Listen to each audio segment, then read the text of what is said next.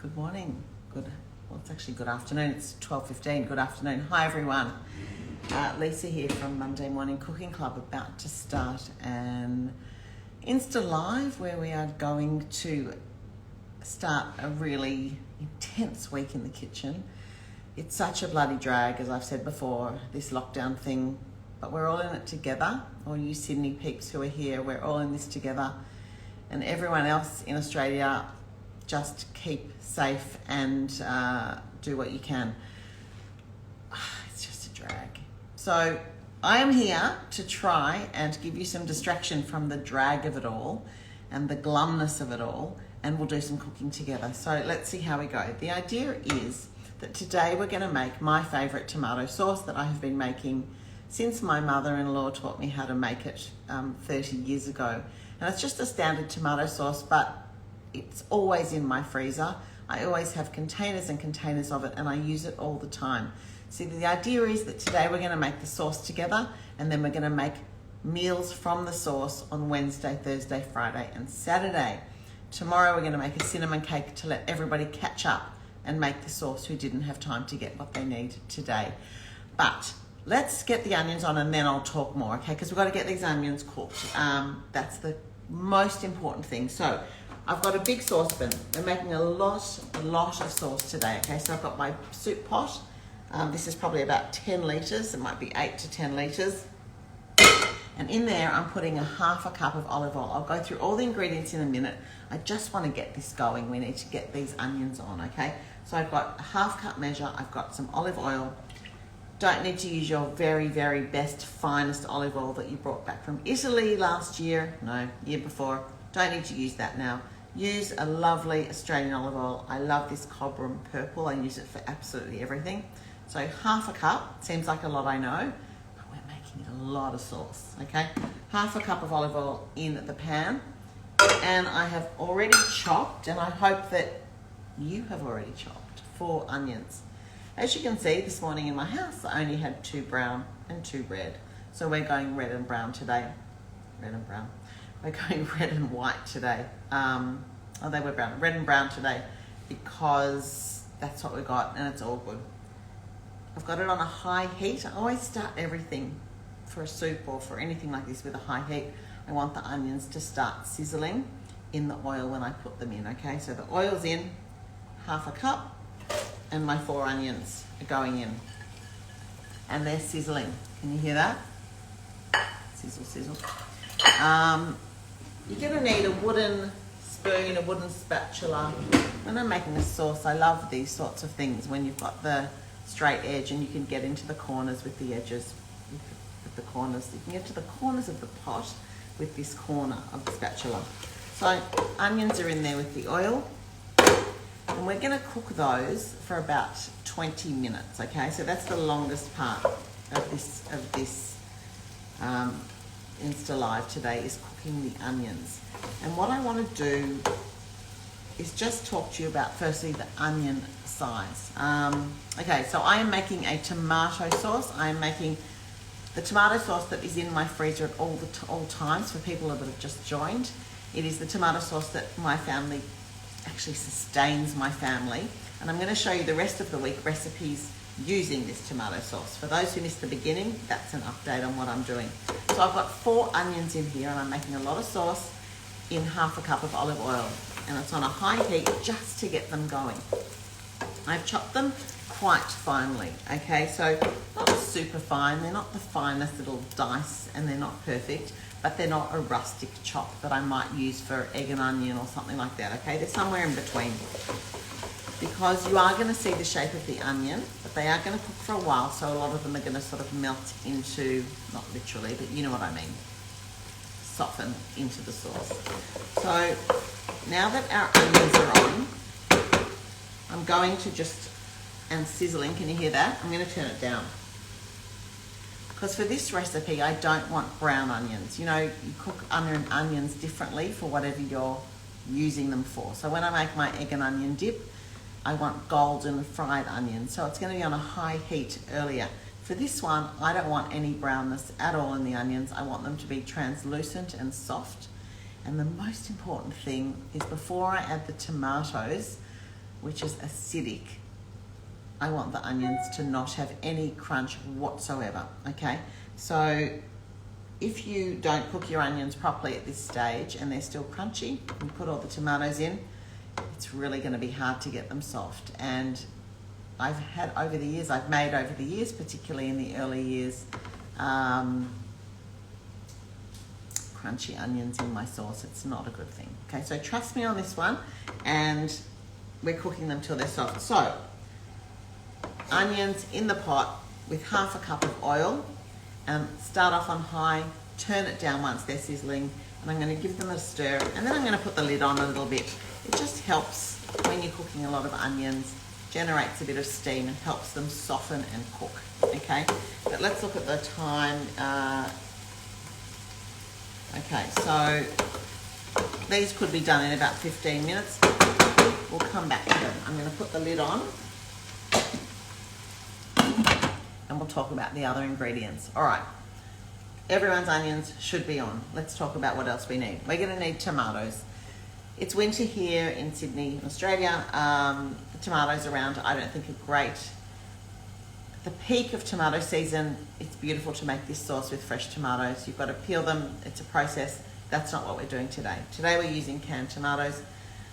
I love this brand. I use the Annalisa ones, Italian tomatoes. You can use the whole ones or the diced ones. I've read some stuff that says the diced ones aren't as good because they put something in to help the dice keep their shape. Don't know if that's true or not, but I'm using diced ones today. Whole ones are also fine. You've just got to put a bit of muscle in to mash them up once we put them in, but you'll get to that in a minute. Okay, we need 4 800-gram cans, okay? That's the big can. There's big and small. If you use the small cans, you're going to need 8 of them, okay? So 4 800-gram cans or 8 400-gram cans, okay? So that's what I'm using, and these are the great easy ones to open. No need for that can opener. So that's the tomatoes. Then we're going to need tomato paste. I'm just using this Lego's brand tomato paste. We're going to need a half a cup of that. So let's measure that out. Half a cup of tomato paste.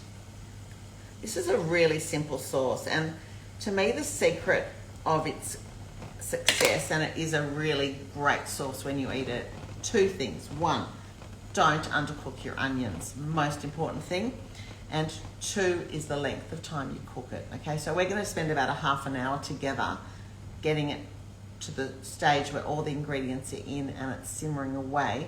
Then I want you to cook it for another 2 hours. Really, the longer it cooks, the better it's going to get. The flavour just keeps on improving. And I really urge you to do that. Since we're all in lockdown anyway, we're all at home, it's a really good opportunity to make tons of this sauce and just fill your freezer. You'll see how it'll change your life.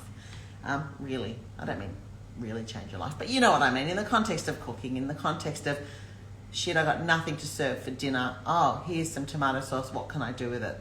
Lots of things and ideas coming up this week. Okay, tomato paste, that's half a cup.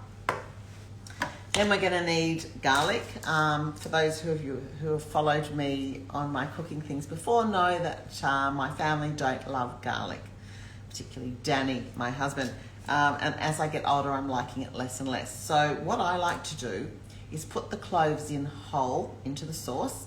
I will peel them. You don't even have to peel them. And before I put it in containers or serve it, I'm going to remove the garlic. It gives a beautiful garlic, a hint of garlic throughout the sauce without overwhelming garlic. But if you are a garlic lover, get your garlic now. Get your 4 cloves, peel them and chop them finely or put them in your garlic crusher and use those. We're going to put them in just when the onions are done, okay? So don't put the garlic in yet. We're just going to hold off on that. We're just going to get our 4 cloves ready. And you have your choice, as I said, to either do it like I do it and put them in whole or crush them and put them in. Okay, so I've got my 4 cloves of garlic here. I'll show you a really nice way to crush them. You can see the board there is to just take, or to peel them, take a knife and just press it down onto the garlic clove. And that's going to just dislodge the skin. Well, that wasn't hard enough. I need to be a bit stronger. Okay, and that just dislodges the skin, and then you can take your clove of garlic out. But honestly, what I often do is just do that, don't even peel it, chuck it in like that. It's perfect. You're gonna take it out anyway, but yum, it does smell good. There's a clove of garlic. We want 4 of those for this sauce. So everyone get your skins off your garlic, particularly if you're gonna crush it. It's easier. Okay, so nice to see so many of you on. Hope you're all doing okay. It's really nice to have you with me, I must say. It's nice for me too. It's great for all of us to be cooking together and we can have our little lockdown cooking community. And hey, anyone who's not in lockdown, yeah, I'm sure you're feeling happy that you're not, and sorry for us. Like we felt sorry for you. All right, take your lid off. There's quite a lot of liquid in there, so I'm gonna leave the lid off for a couple minutes and just keep sauteing these onions, okay? We're looking for soft, translucent onions, no brown, no crispy edges wanted here, okay? Back to the garlic. All right, so I think I'm gonna do 3 instead of 4. 4 is really quite strong. You know, often when you double a recipe, which is what I'm doing, you don't double the garlic or the chili. You just don't need to. It sort of doesn't always translate to double the garlic necessary. So I'm gonna put 3 cloves of garlic in for my sauce. All right, I've got my garlic. Can I just talk to you about my green board for a minute? Because this is a tip that has really served me well in my kitchen, and I think people need to listen to this one, because once I was somewhere and had watermelon that tasted like garlic and onion, and it made me realize that if you chop your watermelon, particularly something that's wet and juicy like that, any fruit particularly, on a board that's had garlic and onion on it, guess what's going to happen? You're never going to get the garlic and onion out, and it's going to get into every bit of fruit that you chop. So in my kitchen, a green board is for garlic and onion only. You can chop anything else on it as well, but it has to be something that you're willing to have those flavors. So I would chop, veggies for a soup on it by all means, but fruit, never, ever, ever in this kitchen does fruit touch a green board. So that's a really good thing. It works very well for me. All right. So onions are going nicely. Mine are looking like that. They of course change color. But if I take a little bite, and the only way to tell, I got to tell you, I'm sorry to say, if an onion is still crunchy, is to have a bite, and it's still crunchy. Okay. We're also looking for the raw taste to go away, okay? Because I feel that, especially when you're making a soup and you let the raw taste stay before you put in, when you put in the other ingredients, particularly if you're using tomatoes, which is acid and it will stop the onions from keeping on softening, you want to get rid of that raw taste. So we're looking for 2 things here: softness, translucence. Soft and translucent, sort of same. Well, not really the same. I guess one's a thing that you look at and one's a thing that you feel. So, okay, 3 things: soft, translucent, and not raw tasting, okay? So that's what we're trying to do here, okay? Most important step. Sorry if I'm repeating things over and over, but I know that people are jumping in now and have, want a little update on where we're up to. Okay, next thing, let's talk salt and pepper. This sauce needs a lot of salt, okay? It just does.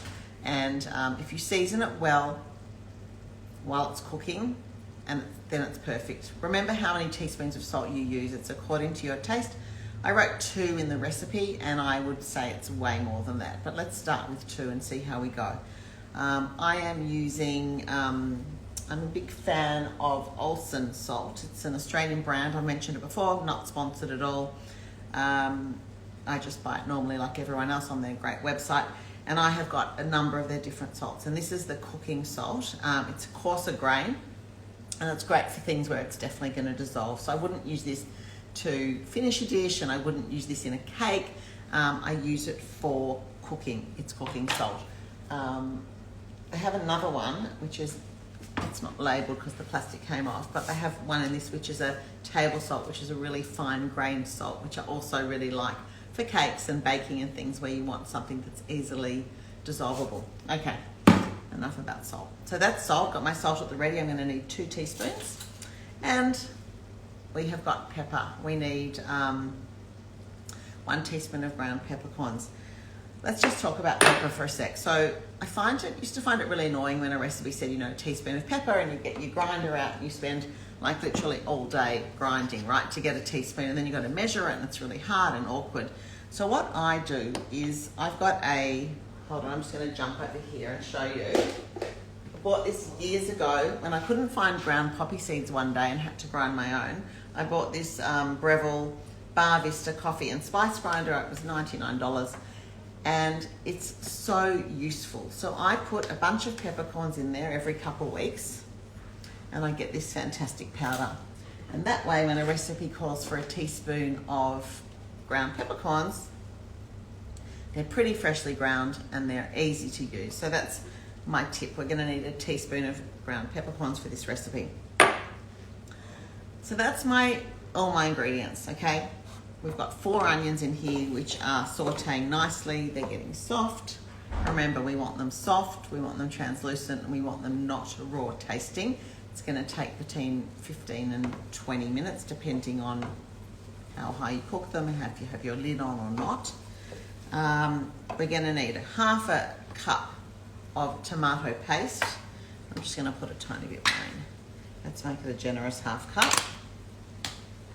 We're going to need 3 or 4 cloves of garlic, which I have peeled, which are on my green board, and 4 800 grams or 8 400 grams tins of either diced or whole Italian tomatoes. We're going to put the whole lot in.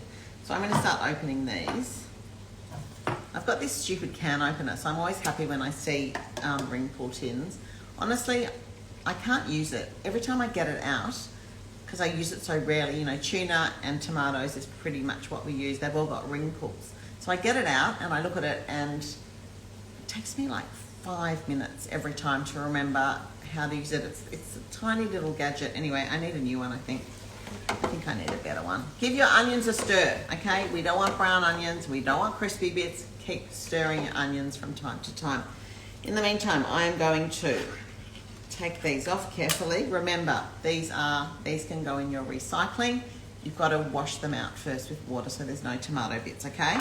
So put them in your recycling, please, but remember to wash them out first. So let's do this. And the good thing is no one's just had a mani because these kid your nails, but you know what? None of us have had mani, so it doesn't matter. Ring pull away. All right. How's everyone going? Say hi. Tell me something while I do this. Is anyone cooking along? Is anyone making this sauce now with me? I would like to know. Hopefully, if you're not making it now in real time, you'll make it later. I want to tell you about the week ahead. Okay. So, once we've made this sauce, I promise you, you will never not make this sauce, okay? It's a very weird way of saying it. You'll always make this sauce. It's always going to be part of your repertoire. Hey Kathy, hey Naomi, hey Jenna, hey Karen, so good to see everyone. Hi everybody. Hey J Fernside 52, or is that 62? 62.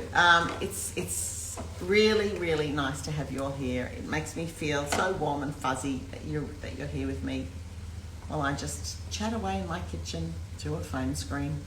Hey Esther, that's my sister in Melbourne. Hey Brizzy Chris, glad you're making it later. It's really nice to have you all here. While my onions are quietly sauteing away, my tomatoes are ready. We're ready for the next step, just about. Let me have a little taste. How are your onions going, everyone? Don't mind my dogs. It's still got the tiniest bit of crunch. I'm so happy that Get Karen B is making this with her mum. Yay, happy to hear that. I can't say it enough times, don't undercook your onions, okay? It's the most important step. One of the most important steps. The other one, of course, as I said, is cooking it for a long time. Okay, so while my onions are just finishing, we're going to put the garlic in next. But while my onions are just finishing, I want to explain the week ahead, okay? This is the plan. The plan is tomorrow we're going to make a fantastic cinnamon cake. It's got nothing to do with tomato sauce, but my thinking was this. Not everyone's going to get to make the sauce today, particularly in Sydney. They may have been to the shops already and not bought it, and they need to go again and blah, blah, blah. So everyone's got today and tomorrow to make the sauce. Then on Wednesday, I'll come back to the cinnamon cake. On Wednesday, we're going to start using the sauce. And every day from Wednesday, Thursday, Friday, Saturday, so Wednesday to Saturday, we're going to make a different dish using some of the sauce, okay? We are going to be making a beautiful chickpea soup with spices.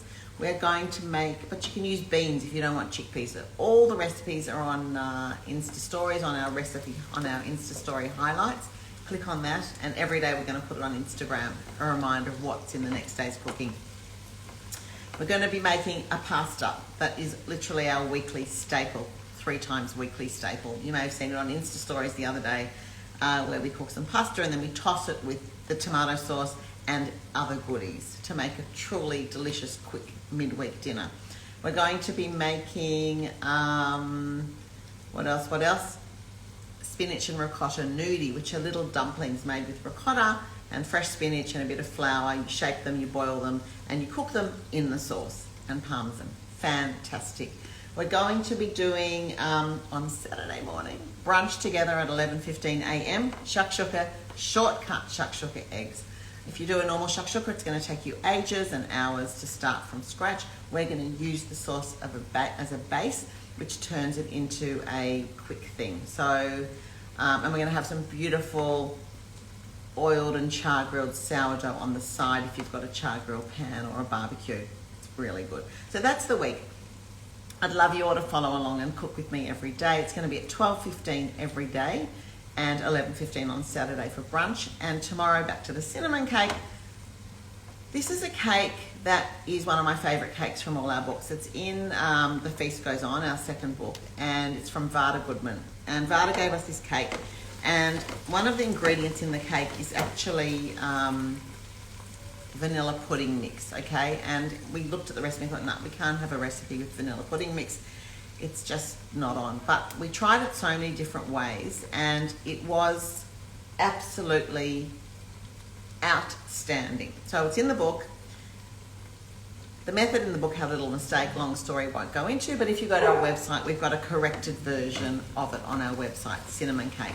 But what we're doing tomorrow is a half version of that in a loaf tin.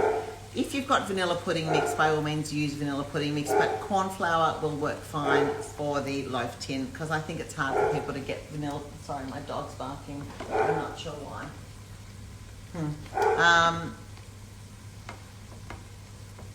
Anyway, so we're going to use corn flour instead of vanilla pudding mix, and hopefully that'll produce, well, I know it does because I made it a few times during the week. I have had a few pieces of cinnamon cake this week with a cup of tea. It's delicious, okay? So tomato sauce today, cinnamon cake tomorrow, and recipes using the tomato sauce the rest of the week. And, okay, so my onions are looking great. Hopefully yours are too. Mine are really soft, okay? And I'm going to taste them because that's the only way you're going to tell, all right? Yep, perfect. Doesn't taste raw, doesn't taste crunchy, ready to go. Let's put the garlic in now. If you're using crushed garlic, put your garlic in now. If you're using whole cloves, put them in now. We're going to give them a little toss around. I'm on a medium-low heat. I just want to start the garlic getting fragrant, just for 30 seconds or so. And then I'm going to add my tomato paste. It's always important when you use tomato paste in a recipe to cook it if you can before adding the rest of the ingredients. So I want to sort of fry it off, I guess, in the oniony oil. So tomato paste in, that's a half a cup. And I need to get out my trusty spatula for this one. Okay, spatula does everything so well. Half a cup. And I'm going to turn the heat up a bit. I'm going to turn it to high for a minute. Don't leave your stove top. Okay, we're frying off the tomato paste, okay? I want it to sizzle. I want it to start to cook. That's what we're doing, okay? It's going to change the flavour dimension of your sauce by doing this, okay? Thank you, Claire Bear 2026. Is that 2026? Yeah, my glasses are working. Thank you, thank you. So nice to have you here. Thanks, Sophia, Bassie. It's very nice to be here with everybody. Okay, is yours sizzling like mine? I'm going to add my salt now while that's sizzling, because I want the salt to be part of the base of the sauce. I don't want to add it at the end, okay? So I'm putting 2 teaspoons of salt, and we're going to need more. And I might as well put my pepper in too. And 1 teaspoon of ground black peppercorns in.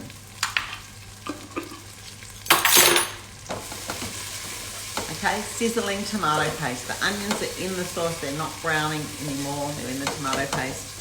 It looks like that. If I put the light on, does it make it better for you to see? Yeah, there we are. Oh, that was a good idea. Okay, so I've got in here my oil, onions, garlic, tomato paste, salt, pepper. Yum.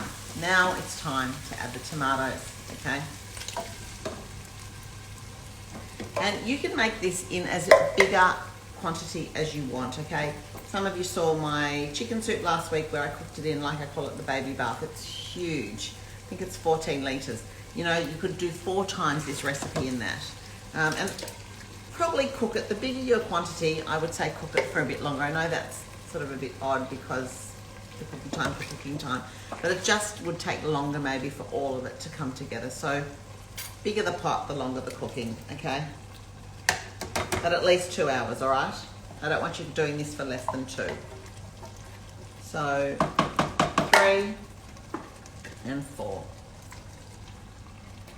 So if you've got whole tomatoes, okay, and some of you might, the Italian whole tomatoes, I suggest that you get a masher, like a potato masher, and just mash them in there.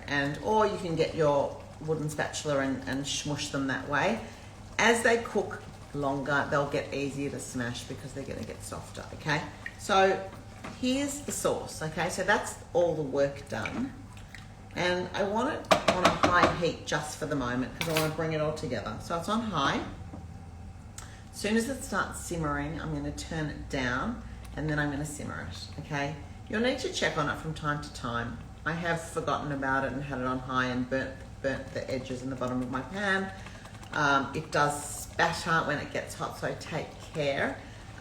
It's sort of a bit volcanic sometimes. I can see it sort of erupting, so take care of that. Stir it from time to time. And once it starts to get bubbly and volcanic, turn it down, all right? That's the next step. How long does it keep, Wendy? You know what? In the freezer, indefinitely, really indefinitely. There's nothing in it that's gonna go off or go bad. The only thing that happens in the freezer sometimes is that when you defrost it to cook, it has more liquid in it than you want. But I'll explain that when we make the pasta, cook the pasta on whatever day it is this week. I'll explain how I solve that problem quickly and easily without doing anything too complicated. If you taste this sauce now, it tastes like nothing, okay? It tastes like tomatoes and it has no depth, it has nothing interesting in it. It's just fairly blah. So if you were to eat this sauce now, it's so not ready. And it transforms over time and you'll see what I mean in maybe an hour and a half. It starts to change. The color will deepen, the flavor will intensify. And after about 2 hours, and even longer if you want, it just hits a spot and you go, have a spoon and you go, oh my God, this is it. And then you'll keep eating it, and then you get the parmesan from the fridge and put it in a bowl and have a little parmesan, and yeah, I do that. It's a really, really good sauce, and you will hopefully thank me for this. That's, you know, I hope that, you know, in 6 months' time, every single one of you has a freezer full of sauce at all times. It's really something we don't live without. We can't live without it in this house. Really can't live without. Okay, so lid on or lid off is the question. I'm going to leave mine, you know, partially on because I want some evaporation because I want to intensify. Did you hear that? That was a volcanic thing, right? I want some evaporation of water. If I do that, that's okay, but it's never going to intensify as much because there's no steam going off and it's just going to stay the same volume. What we are looking for is some reduction. It's going to go from this big to probably this big. Remember, this is going to make 3 litres of 12 cups of sauce, and there's more than 12 cups of stuff in here, so it's going to reduce. That's it. I'm going to leave the lid partially on or on and come back and take it off from time to time. Okay, so okay, so someone's asked the difference between tomato paste and passata. So tomato passata is pretty much tomatoes that have been pureed in a jar or a bottle, okay? So most often they don't have anything added to them. Sometimes they have some salt. Tomato paste is a much more concentrated tomato product, and it's made from, it's just tomatoes that I assume have been boiled down and down and down and down and down until you get this very, very concentrated product. It's way more concentrated than tomato passata. Okay, hope that answers your question. Okay, so I'm going to leave you now because I think, you know, we could stand here for 2 hours. We could actually and chat about stuff. You could chat, tell me some things. But I think everyone's probably got something else they'd rather be doing, like it's lunchtime, having lunch. What's for lunch at your place? I don't know what I'm going to have. Don't know what I'm fancying today. I did buy some black truffles actually last week as a special treat, and we've got half a truffle left, which I've put in some eggs in the fridge with some eggs in their shells with the truffle. So I might do a couple of scrambled eggs with a little truffle on top. Sounds like a very fancy lunch for a Monday, but we've got to use the truffle. Someone's got to eat it. Okay, my sauce is bubbling away nicely. Check it from time to time. Give it a stir, okay? Don't forget that. And the time now is 12:53. By 2:45, you're going to have your sauce. Taste it. At the end of the cooking time, you'll need to re-season. Taste it. Say to yourself, do I want more salt, less salt? Remember, you can always add salt later. It's really hard. You can add it when you cook with it later. You can add it when you make your pasta. It's very hard to take salt out. In fact, it's impossible. So I suggest that you just season carefully, salt, pepper. You won't need anything else. Allow it to cool and then put it into some containers, you know, takeaway containers or whatever you use. Write the date, measure how much is in each one, perhaps do it in cups. And that way when you're ready to cook next time, you'll have it absolutely ready to go. So thank you everybody for joining me today. Hopefully I'll see you same time, same place. But cinnamon cake, the ingredients are on our Insta story highlights. They'll be there forever. And I'm going to do another post this afternoon with the ingredients for tomorrow's cinnamon loaf cake, which I'm going to make with a bowl and a spoon and in a loaf pan. So see you all tomorrow. It's been so lovely, and hang in there with lockdown. I know it feels like we've got a few weeks ahead of us, but if we can keep cooking together, at least that's some lovely, delicious distraction along the way. So thank you everyone. Thank you Dorrit. Thanks Arish. Thank you Karen, everyone. Thanks for joining us. Brizzy, Chris, see you all later.